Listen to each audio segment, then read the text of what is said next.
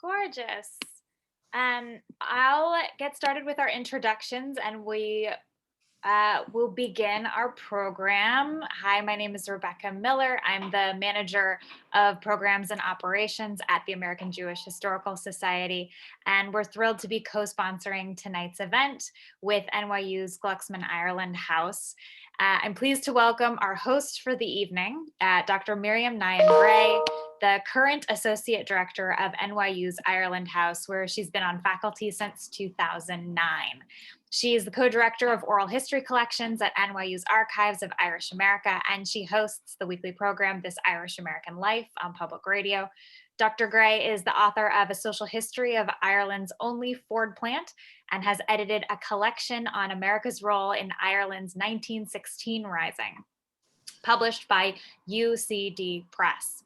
In 2018, she founded the Black, Brown, and Green Voices Project, which documents and amplifies the diversity of the Irish diaspora, and she's a founding board member of the African American Irish Diaspora Network.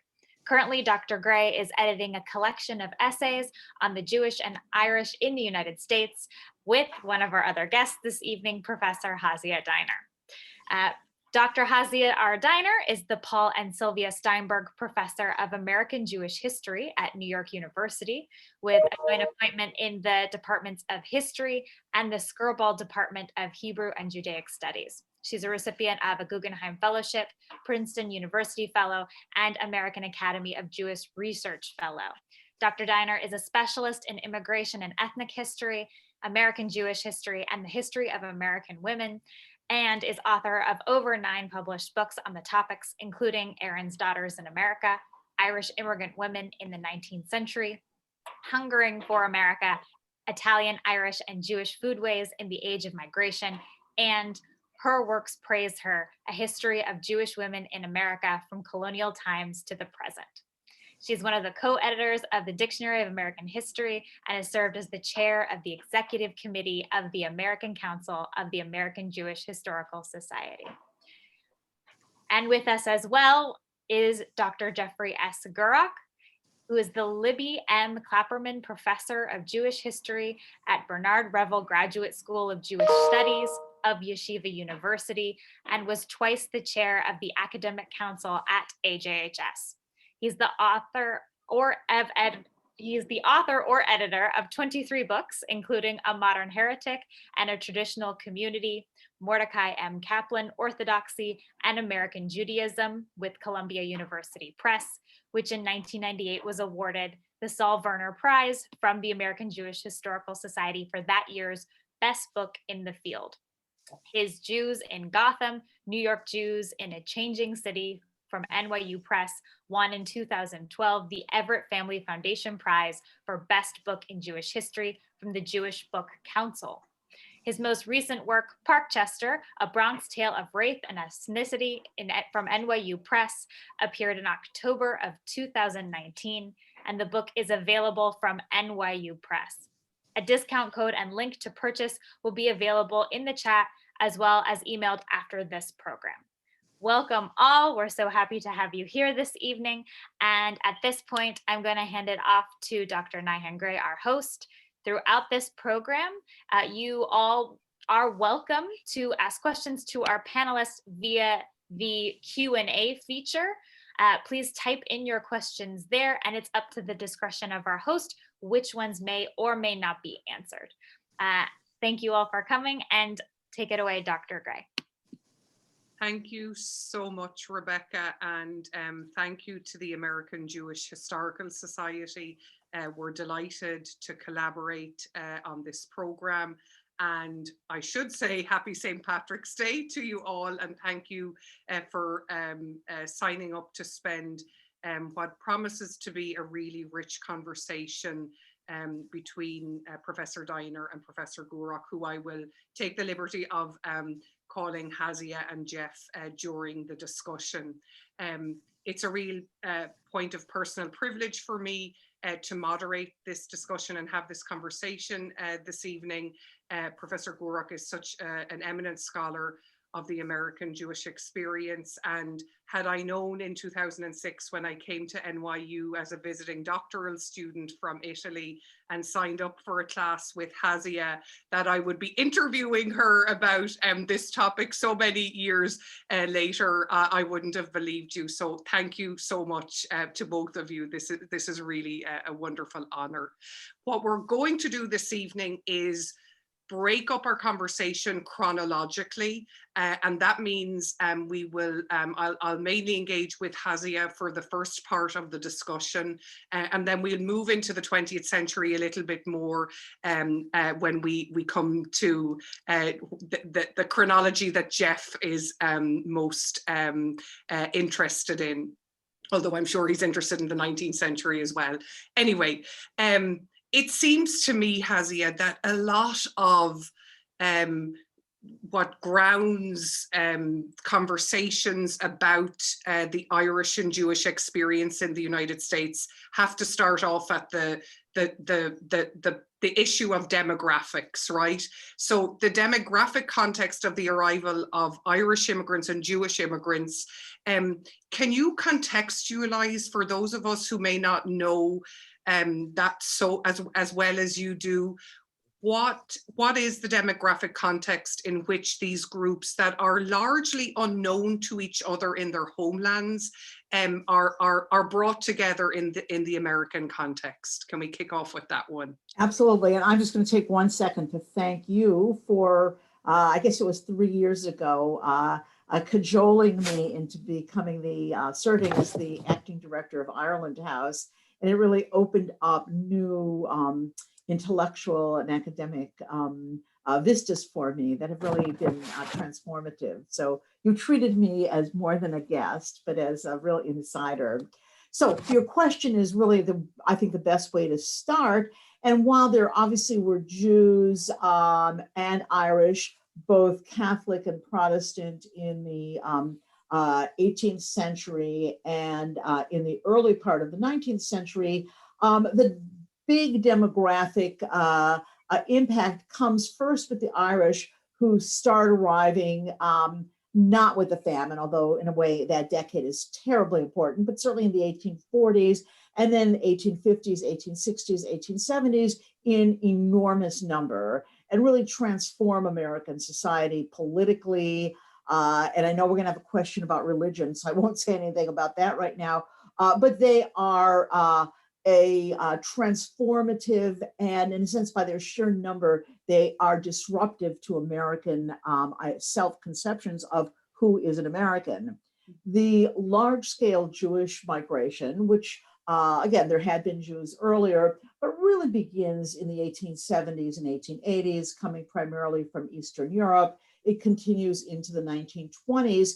And so just from the sheer issue of numbers, Jewish immigrants arrive, particularly to American cities, New York, Chicago, Boston, to places where the Irish are into, while the Irish migration also continues, but the Irish have really set themselves up as a kind of dominant fixture and dominant definer of urban life in America.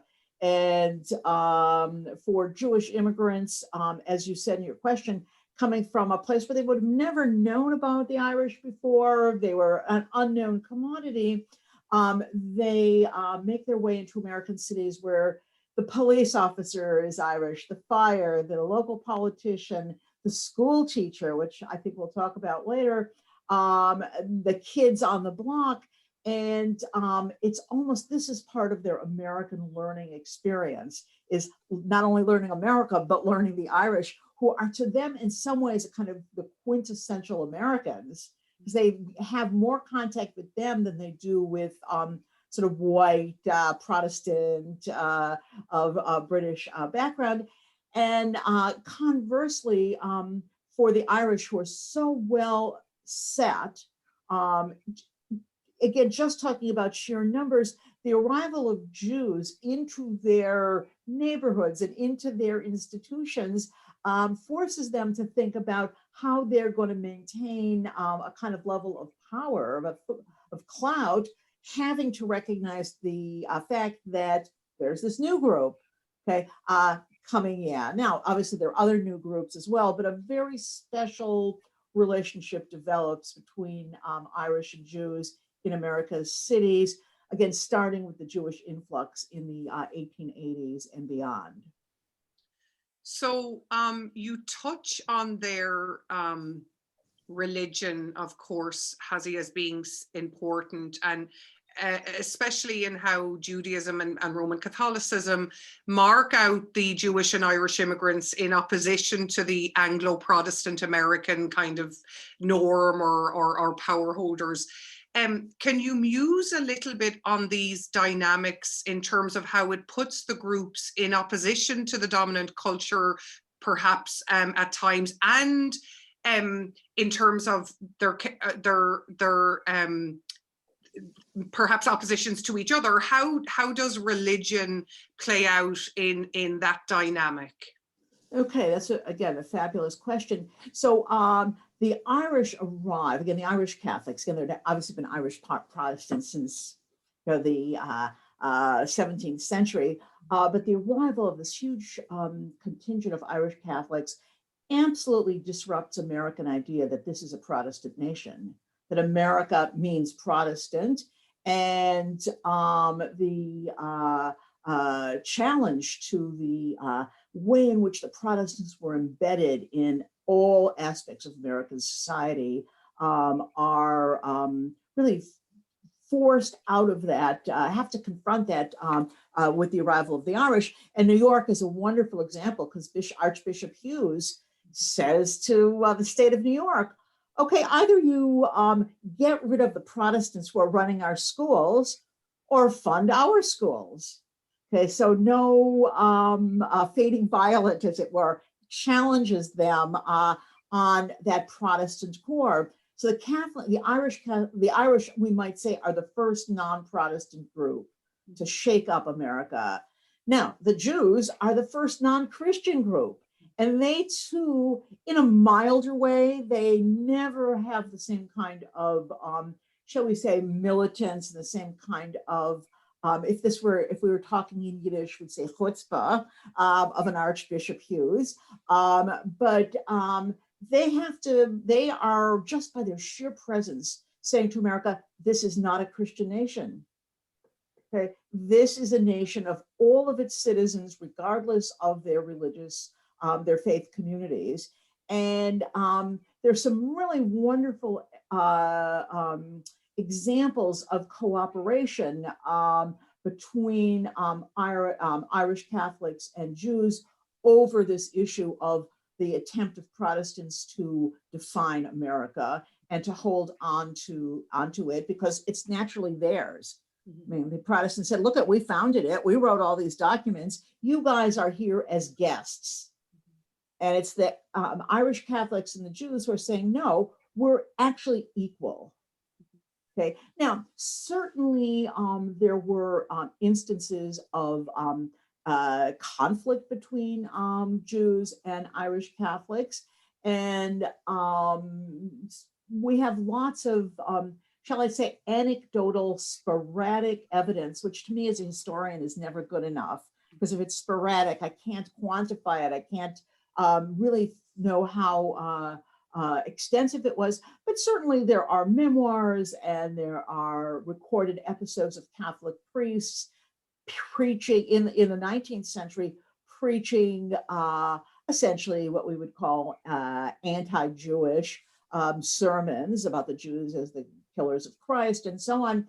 But I think more importantly is the number of Irish Catholic prelates, including Archbishop Hughes, who used the example of the Jews to attack the Protestants. And so, you know, when he's in many of his speeches, he said, we like the Jews.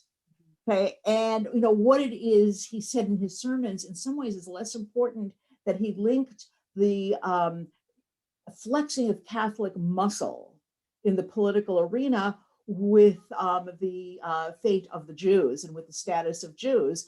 In Cincinnati, two very important Reform rabbis essentially consult with the Catholic Archbishop on how to fight against Bible reading in the public schools. Okay, they don't really know how to do that, and their guide is the archbishop there. So religion, in some ways, we could say, on the one hand, had to drive them apart because they come from such different religious traditions, but their outsiderness in that Protestant Christian core of American life, they recognized that they had to work with each other to demolish that, to take Protestant off its pedestal. And Protestantism. you know, Hasia, I don't think I've ever asked you about this or thought about it before in quite in this way. It's just your response there makes me think about it, you know, because we always kind of a bit lazily go to Irishness only meaning Catholics, you know what I mean? Mhm. And we know that there is, you know, quite significant Protestant Irish migration in an earlier period as well. So what is meant by Irishness and how there are sometimes cleavages within that group. It reminds me of what I've learned a little bit sometimes about certain cleavages between German Jews, right, and then other Jewish immigrants who come in as well. So even within the groups themselves, there are these multiple layers of how people are self-identifying under a certain label, right? Right. Neither group is utterly unified. In fact, we might say both of them are utterly disunited, and sometimes they are able to come together, but they spend probably more time fighting within their communal settings than with other people. But, and I don't want to quite go on to Jeff's 20th century, but I do want to say that many American Jewish historians, when they hear Irish Jewish, they immediately go to Father Charles Coughlin, and I mean his obviously just disgusting, a hateful speech. But there's an enormous swell of Catholic prelates, priests, and archbishops who are spending those same years saying, "How are we going to shut him up? Okay, how are we going to shut him up? And he is harming us because he's disuniting the church. We're going to lose members because they're going to associate Catholicism with Coughlin, and we are going to suffer in the eyes of other Americans as bigots. And so we have to stand up to Coughlin. And so there's a case where the church, Irish Catholics themselves are divided over this. Women as immigrants feature a lot in your research, Hasia, as you know, you were pioneering in your approach in terms of making sure integrating the women's experience as immigrants, and no less so in the case of Jewish and indeed your early work on Irish women immigrants as well. Can you tell us a little bit about how gender has framed your work on the Jews and Irish, and how gender dynamics played out in ways that either made them similar or different to each other or to other groups that are coming in around the same time? Okay, so that's a big question. So, I mean, I think just as, again, the sheer demographics is that here were the two groups in which women, in the case of the Irish, women actually outnumber men over the course of the 19th century. And for Jews, women are arriving in equal number to men. And this stands in contrast to, for example, Italians. Okay, where the statistic that most historians will cite is that for every 3 men, there's only 1 woman. And that's because so many had a desire to go back. Irish and Jews do not go back. I mean, that, they are here to stay, which has tremendous implications for politics, okay, and for getting involved in kind of trying to navigate American society. So, I mean, two really interesting, so you have this very large contingent of women in both groups. Just to point to a couple, I think, really tantalizing ways in which this plays itself out. If we ask, who were the organized women workers? Who were the women who founded unions, who flocked to unions, who were out on the picket lines. It was Irish women first. I mean, they were the backbone of the Knights of Labor, and were defiant of the authority in the textile mills, in the the telephone company, in just so many other areas of employment. And so they're in a way group number one in the among the organized women workers. And then it's Jewish women. Okay. And there, what I have been finding, which is I think so fascinating, is that when Jewish women began to move into, develop a consciousness about the need to organize, they turned to Irish women to help them learn how to organize. And the very first class, or the very first club on the Lower East Side, which tried to bring sweatshop women into together and to talk about the conditions of their labor, was taught by a woman named Leonora O'Reilly, who's one of the founders of the Women's Trade Union League. And so she's the, in a sense, the inspiration. And she goes on to have very close relationships with the Jewish women who are labor organizers. And many times when Irish women leading their unions, the Chicago teachers or the telephone operators in Boston, when they're accused of being too Catholic and too Irish, the first thing they do is they find a Jewish woman to become part of their leadership group. Okay, and to prove, look at, we're not, how could you say we're prejudiced? How could you say this is an all Irish thing? And so it's that the fact that women were so much part of those two migrations and so central to the economic mainstay, their own economic support. I mean, they weren't just working for their families, they were supporting themselves, but they were making it possible for their families, either at home or back home, back in the pre-migration setting, to achieve a standard of living. So these women saw themselves as activists, they saw themselves as economically competent, and there they meet. And the other, which I think is one of the most fascinating stories, is that in all the big cities, and again, New York, Boston, Chicago are at the top of the kind of category there. Irish women, that is the daughters of Irish immigrant women, by the 1880s have become the backbone of the teaching force. They are the public school teachers. Okay, and I think it's not too much of an exaggeration to say that probably every immigrant Jewish kid who came to America and went to public school had an Irish woman as their first real contact with America. And the magnum opus, Irving Howe's World of Our Fathers from 1976, he said, weren't there any bigoted, prejudiced women among these Irish teachers? And he said, not when you look at the memoirs. They all talk about a very positive exchange. Now, by the 19-teens and certainly by the 1920s, the daughters of Jewish immigrants begin to go into school teaching. And again, it's their kind of entree into the professions. So here, the labor movement and the school teaching are two really very rich places to see the gender dynamics of the migrations and the places where these two met.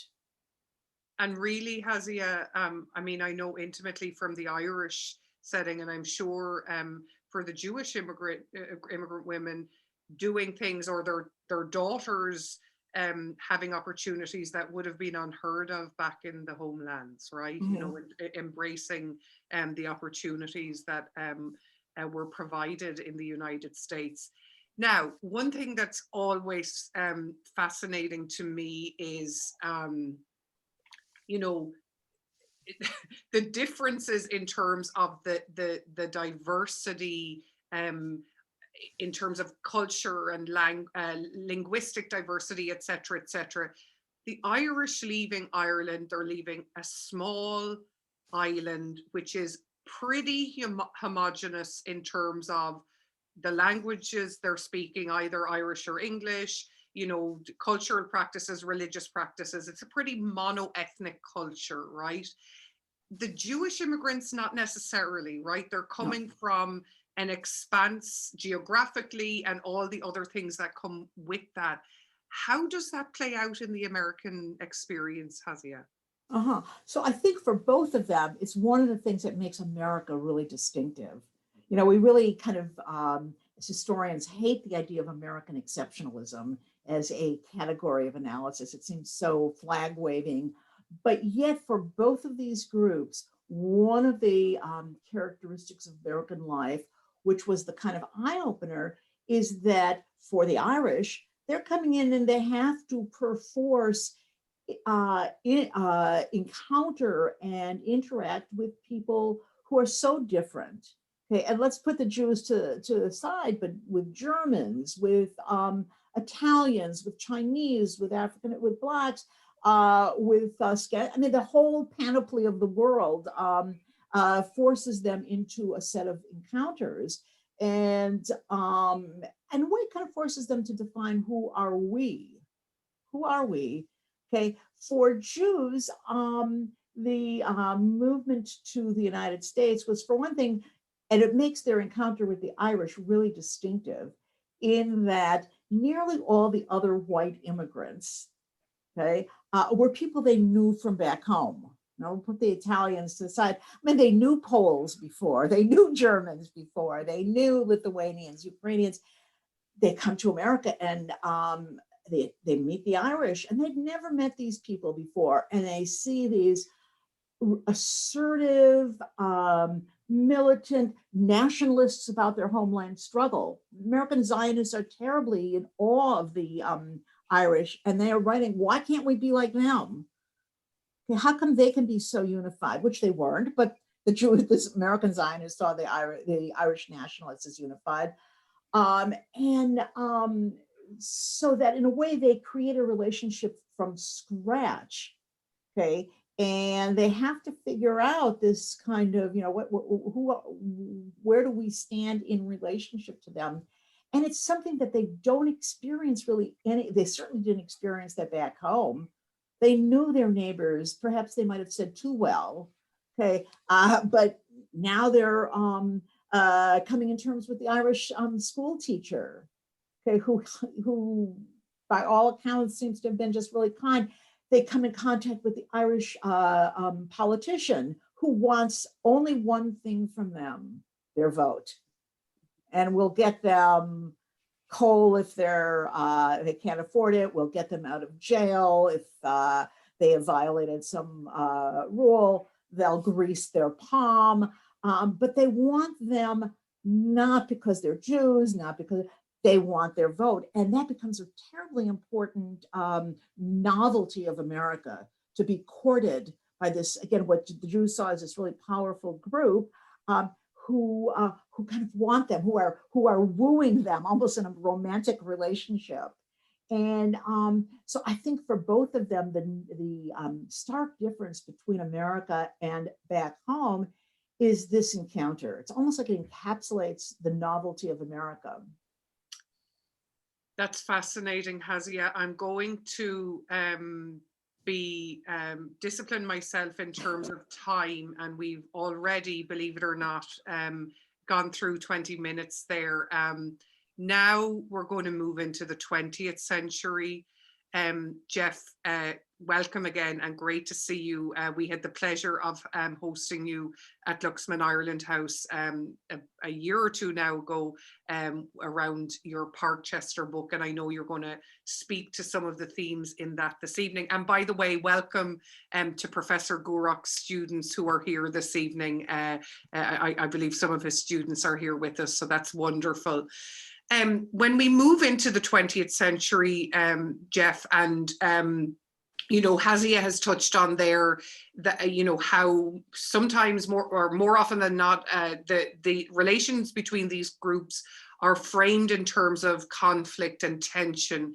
And in this example of Jewish students who at St. John's University in Brooklyn, basketball players, you kind of provide a bit of a counter narrative to this, you know, only negative kind of interaction. firstly, can you explain to us how you conceived of this as a research topic? Well, the first thing I want to say is that my interest in Irish-Jewish relations in America really dates back 15 years or so. I think Hasia and I were in the same panel. We were asked to speak at the Irish consulate, and I was given the job of talking about what Jews and Irish have in common in the mid-20th century.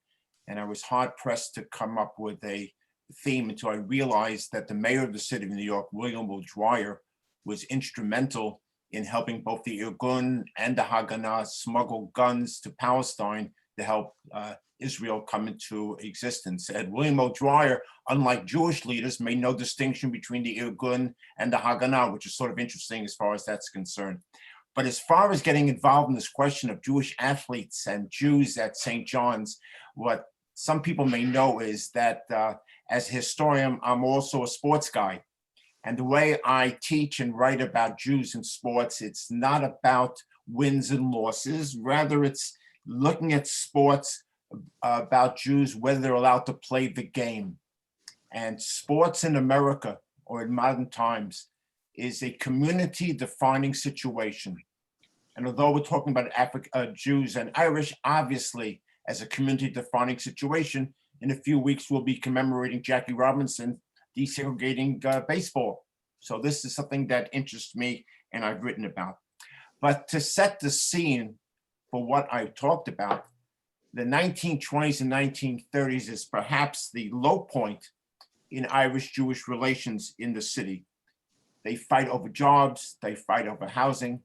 Hasia talked about Irish school teachers and then Jewish school teachers. Well, due to the initiative of an Italian-American mayor, Friero LaGuardia, who also had Jewish roots, we find Irish teachers and Jewish teachers in conflict with each other over the merit system that he imposes. Same thing is true of cops and same thing as firemen through that civil service system.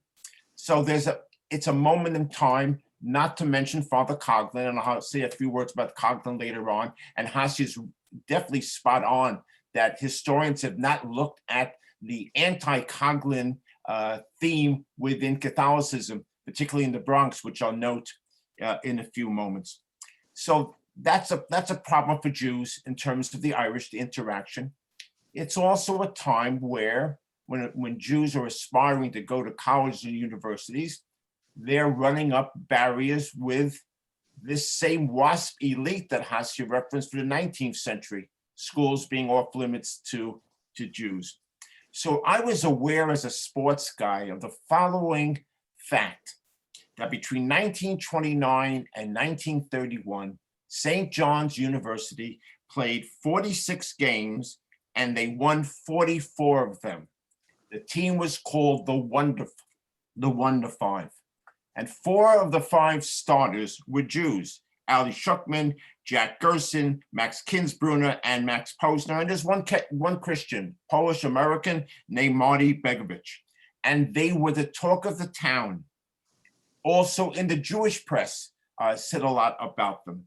So I was intrigued about what does it mean not only to be a Jewish player, but a Jewish student at St. John's University, which is an Irish Catholic school. Now, it's not officially Irish Catholic, but if you look at who are the leaders, the administrators, and you look at the teachers, it's predominantly Irish Americans. So I start looking not only at the players, but also at the students. And I don't have all the answers, but I came up with some things that I wish to share with you. Okay, so number one, to be sure, there's a limited number of Jewish students at St. John's. By the way, identifying someone as Jewish is not easy because the records don't record religion, but sometimes the surnames tell you something very important about them. When we start looking at the yearbooks and the newspapers and the classroom experience, which I did, it's not only a story of Jews playing sports at St. John's and what that means, but also Jewish students are well received within the university. And I will give you 3 quick examples with names which clearly are Jewish. In the Vincentian, that's the yearbook, 1928. There's a student named Harry M. Leibowitz. Can we presume that he's a Jew?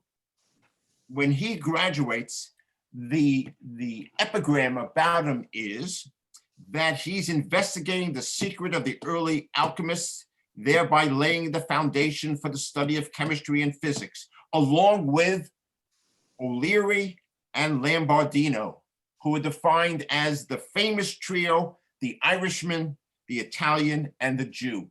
So clearly, Harry Leibowitz is a Jew. Then you have tireless, genial, loyal Harold Cohen, class of 1927. To integrate himself within the school, he went by the name of Hal Callahan, so he would fit in a little bit better. And then you have Morton M. Jacobs, class of 1929.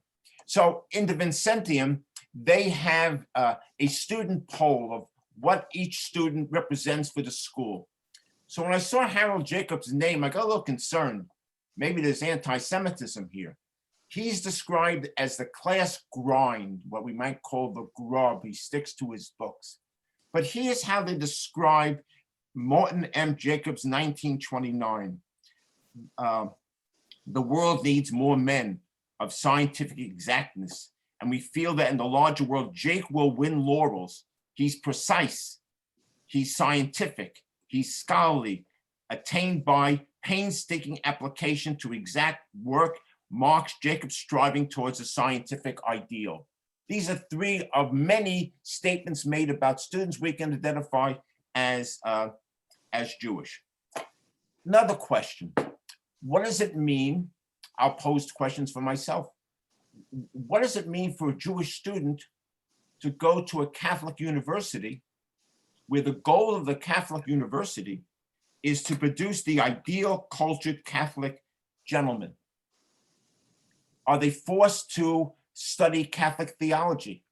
Are they required to attend religion classes?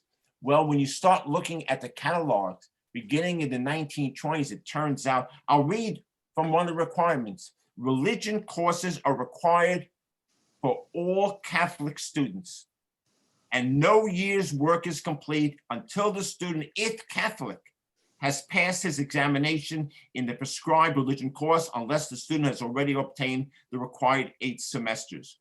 So Jews are exempt from the religion course, as are the handful of Protestants who go to the Catholic university. There's one other image of St. John's which is very true. St. John's becomes known as a law school that has significant numbers of Jewish students. I don't know if she's listening in, but my new friend, Professor Susie Pack, has determined that by the 1930s, 6 out of 10 students in the new law school were Jews. Now you look at the yearbooks and at the catalog, and it says, if you come to St. John's and you're there 2 years and you're a good student, you can go to the law school, and when you graduate, you can have a law degree and a baccalaureate degree. So one of the questions is, why would a Jewish student go to St. John's as opposed to CCNY, which is the Jewish school? Well, maybe he didn't have the grades to get into CCNY. That's one thing. Secondly, he may have had the money to pay the limited tuition, but more importantly, there is a conduit from being a student undergraduate into the law school. So the first 10 minutes I've spoken, or 6 or 7 minutes, I haven't mentioned the word sports at all. From the sports metaphor, we go back into the experience of Jewish students, and we see there is a level of acceptance. Now, I can't tell you how many Jewish students are there, but those students who are there seemingly get along quite well, and they are accepted. So that's the first point I'd make about St. John's, a tradition of tolerance, notwithstanding the fact that early on in St. John's history, they talk about restricting the school to Christians. Jews are there, and they seem to be accepted. Shall we talk about the sports theme? You wanted to ask me about the experience of the athletes. Yeah, I mean, I suppose, Jeff, my next question was, I mean, the basketball players themselves, based on your evidence, to what extent then, so you're not seeing them in this kind of outsider status, you know, their acumen on the field is, or in the court, I should say, shows how much I know about sports. No, but their acumen in the court in terms of representing St. John's, right, is bringing them into this community more than you might have anticipated. Is that correct? Well, there's two things. First of all, the image of Jews in basketball back in the interwar periods, that Jews were great basketball players. And in fact, many of them were. So they are great on the court. But more importantly, they're seen in many ways as standard bearers of the school. 1931, after they win those many, many games, Ted Using, who's a famous sports writer at that time, does a movie sports short about St. John's that appears in theaters all over the country. And St. John's, a small school, is now compared to Notre Dame University. So these Jewish players are seen as bringing a great deal of recognition to St. John's and are praised widely within the student newspaper, the yearbooks, and within the general public. But now an interesting thing happens, which is crucial. In 1931, a few weeks after they finished the season, having gone 24-1, a scandal breaks out. There are allegations all over the city that college players at NYU, at Columbia, and at St. John's are playing professional basketball and being paid to play. It's a scandal which is played up in the newspaper. So I wondered, how does the St. John's community react to these Jewish players who seemingly are corrupt? And if they're seen as being corrupt, does it not fit into a Coglinist vision of Jews, an anti-Semitic vision of Jews as being corrupt?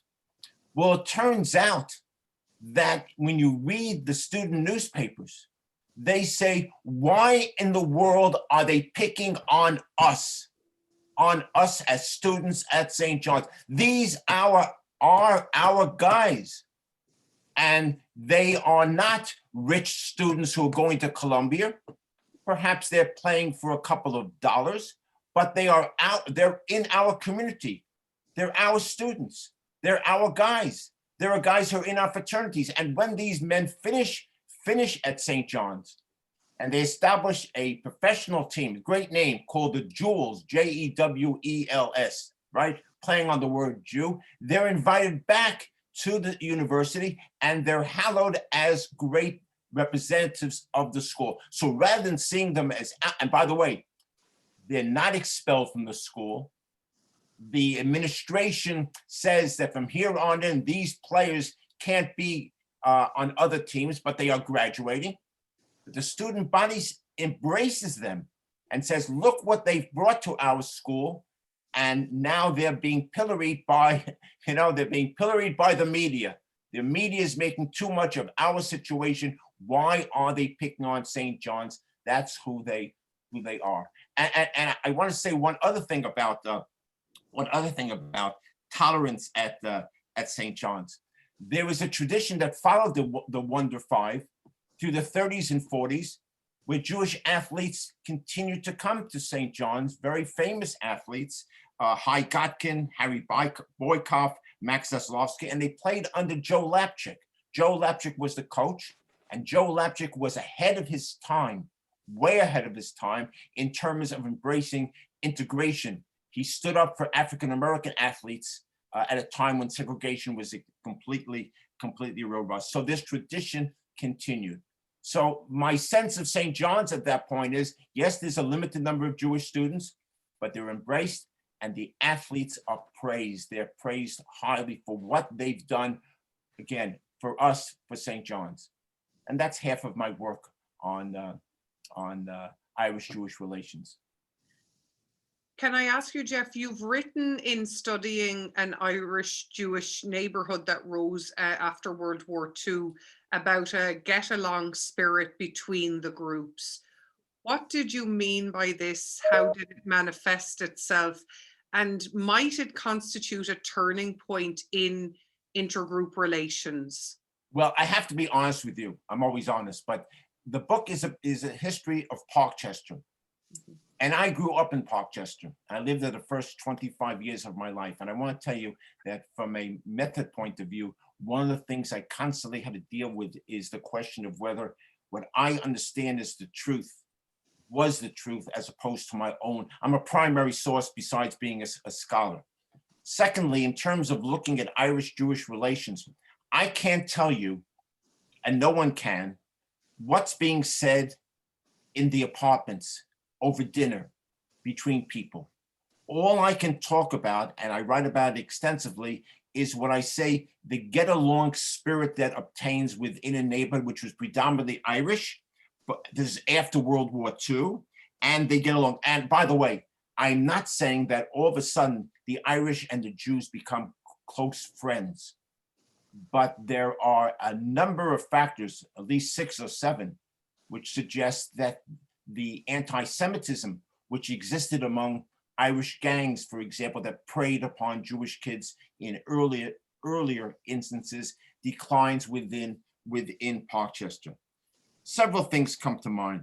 First of all, there's no sense among the Irish that the Jews are invading their neighborhood, that the Jews are taking over, which is one of the canards of the earlier time period. Both groups saw themselves, you excuse the expression, as chosen people. They were chosen to be in a planned community called Parkchester, which was run and operated by the Metropolitan Life Insurance Corporation. Second thing that comes to mind is World War II is a horrible time for Jewish people around the world. But in many respects, it's a good time for American Jews. Not only serving in the army, but also in communities.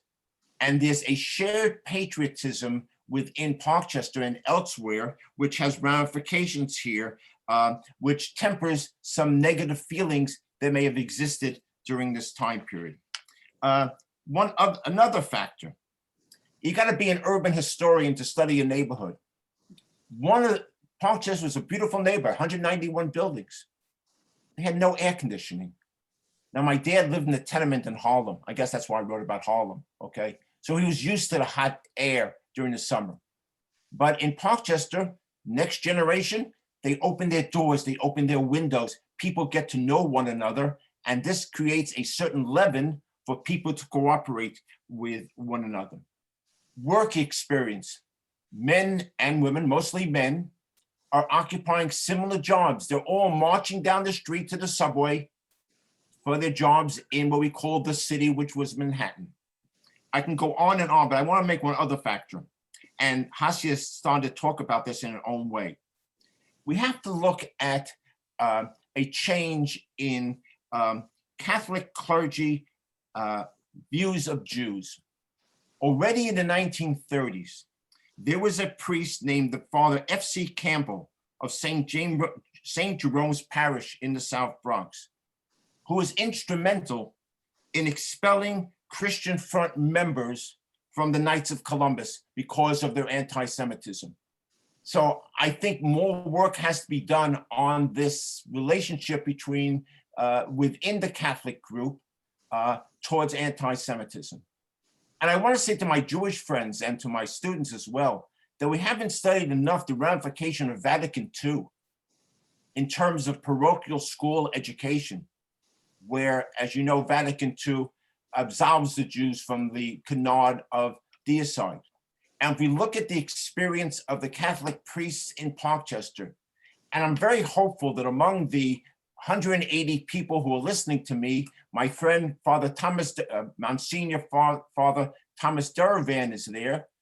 Catholic priests, and I look at their sermons, are now preaching tolerance, not intolerance. All those things contribute to a get along spirit. Now, again, I don't want to say that we and they become great friends. But if we are to believe Peter Quinn of your organization, who's written about his experience as a Catholic boy in Parkchester, he wrote, "We lived separately together. I didn't have Jewish friends, but at the same time, there were no Irish pogromists who Jews feared in other neighborhoods. And there are no gangs in Parkchester because there are Parkchester cops who put a lid on anti-Semitism." And I know I'm running late on time. I want to say one other thing about Irish-Jewish relations, and that is Jews and Irish, being white, have a degree of white privilege that should be looked at as well. It is a neighborhood that until 1968, for almost the first 30 years, was segregated. And I often tell my students, we look at segregation down south, but our city of New York was a highly segregated city. Jews and Irish in the playgrounds of Parkchester never encounter African Americans. They have a sense of their own privilege. So all these things contribute to a sense of getting along, which I'm suggesting perhaps some of us who grew up there took this type of mentality with us elsewhere. And for me, it represents a degree of a turning point within Irish-Jewish relations. So read the book, there's much more to say, but we're running short on time. Thank you so much, Jeff. That's fascinating. We do have a lot of questions in, and I know we're not going to be able to get to, I think it'll just be a fraction, unfortunately, the clock is against us. I think one of the questions that has come up there, Hasia, am I correct in thinking, or based on your research,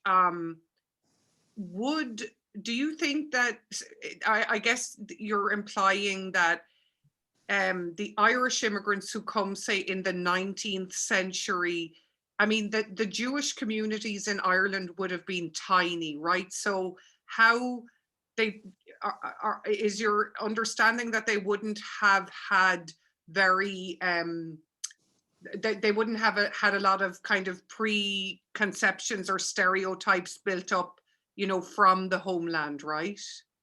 Right. So, to be really technical about it, the small Jewish migration from Lithuania to Ireland really begins in the 1880s, 1890s, which is when, most of the huge wave from Ireland to the United States had already been pretty much spent, which doesn't mean there weren't some individuals. But there were no more than 2,000 or 3,000 Jews who come to Ireland. Many of them are there briefly, and then they move on to the United States or to South Africa.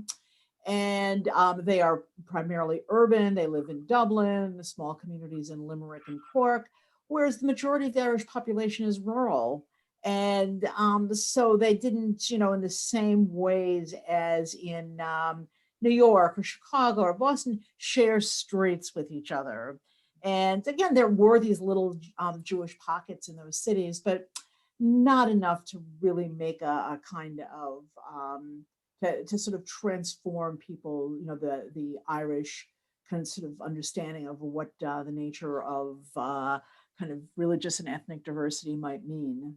Mm-hmm. But isn't it true that for a period of time in the 50s and 60s, the Lord Mayor of Dublin, his name was Briscoe, was a Jew?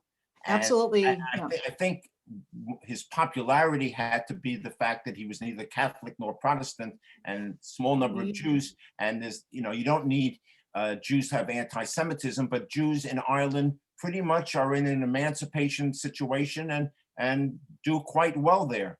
And yeah, I mean, they do well financially, and he's actually the Lord Mayor long before the 50s. Okay. And very close with Eamon de Valera. Mhm. And there's also a Jewish Lord Mayor of Cork. Okay. And so, they're definitely outsiders in one way, but on the other hand, achieve a kind of a sort of normalness in a society, which again is predominantly Catholic, and a society that is predominantly of a single ethnic, racial kind of, it's not a place that in those years attracted immigrants. It was a place that sent immigrants out. But yet, it's a fascinating little community. And Briscoe was associated with the IRA. He was actually a pretty militant nationalist. I was just told by a listener that there were two Briscoe mayors of Yeah, Dublin. the father and son. And son, yes. So thank you, Yeah. Beth Phillips, for that remark. Yeah. Someone asked Jeff if you have written up this research, and you have, right? We're glad to report. Do you just want to give an update on that? Well, I'm privileged to be part of a group that of a book that the two of you are editing, and I see my contribution as twofold. One, dealing with the Jewish aspects, but it's also a sports story. It's also a sports story, and I'm able, or at least try to juggle these two things. And I have to say that the significance of sports. You know what? Let me say this. Hasia wrote a wonderful book called Hungering for America. Okay. So she was interested, and a colleague of mine, Jenna Jostlet, has worked on how Jews dress. And I think as a point of honor, for our field, how Jews eat, how Jews dress, how Jews recreate are fundamental parts of understanding how Jews react to a new environment in this country. So yes, I'm going to continue to write about sports, but sports, as you see, the first half of my presentation wasn't about sports. From sports, I can go back into the larger picture of Jewish life at St. John's and this tradition of tolerance which obtained. And by the way, what a joy for me to interview some of the old-time players, not of the Wonder Five, but I got into contact with their families, and they have scrapbooks of their ancestors' experience at St. John's University. And Jeff, was it because you're a sports fanatic that you, did you always know about these teams, right? It had been passed down to you, or you had come across it in other research? Everyone who writes about Jews and sports always notes the Wonder Five, but has never investigated, number one, how were they received in the school? And again, I think this early basketball scandal and the reaction of the student body and the administration embracing these kids and saying they're us, as opposed to saying, oh, on the street, it may have been said that Jews are X, Y, and Z, but at St. John's, they're part of the community. Again, I started by saying sports is a community defining situation. And here Jews are being defined in a problematic moment as being part of our community. And we're going to defend them because they belong to us, which is a very different theme when we normally associate with the anti-Semitism of that sort, whether it's Coglanite or others during that time period. Hasia, did you want to come in there? Well, I wanted to say I too have a sports story, although I'm surely not a fanatic either as a participant or as an observer. But one of the really fascinating moments that's come across my, in my research is that the organized effort to get the United States to boycott the Berlin Olympics, was led by a New York Tammany politician named Jeremiah Mahoney. And he had been an active member of the AA, in effect, an official of the AAU, and he resigned. And so it was he and Al Smith who essentially were pushing the AAU to boycott the Olympics because it was being taking place in Nazi Germany. And so it's, again, really interesting that this is, while Coughlin is off, ranting and raving, here you have, Al Smith and Mahoney saying we don't have anything to do with Nazis, we're against anti-Semitism, and the United States should not participate. Well, Jeremiah, And at City College to this day, the gymnasium is the Jeremiah T. Mahoney Gymnasium. And you're 100% right. And in fact, I've actually written about this phenomenon at City College, namely the movement among the athletes of City College who are predominantly Jewish to stage a counter Olympics. And there was a counter Olympics on beginning that in a stadium in New York, and Mahoney is one of their leaders. So here you have within a Jewish university, which is 80–90% and all male, of course, until later in the 40s, you have this Irish American politician who is a friend of the Jews and very instrumental in leading the boycott against Avery Brundage. Avery Brundage, who pushes for the Olympics. So here you see the ethnic groups having something in common. And I guess if there's one group we are trashing are these unnamed white Protestants who are so powerful and instrumental. And I guess that links what Hasia said earlier about the 19th century into the 20th century. So for all the moments of dispute, there are also moments of commonality which should be studied, okay? Without forgetting the difficulties which also exist. So, in a way, since we're historians, we also want to take some interest in how history has been written. And it is actually very interesting in that much of the Jewish writing about the effort to get the United States to boycott the Olympics, it's always Jews who get the credit for it. Mhm. And in with some particularly popular historical writing, Mahoney's name doesn't show up at all. and I to some level, on some level, in terms of this project I'm working on, my underlying premise is that Jews were not the authors of their own history, and that their American history was shaped by all sorts of people. But let's pause and look at how American Jewish history, the developments, economic, political, religious, took their shape in part from this encounter with a group of people they had never met before. Miriam, can I be a primary source for one more second? Tell a personal story. My dad was a New York City firefighter, which was the #1 occupation of men in Parkchester. His boss, the chief, was a chief named Tom Norton, Irish American.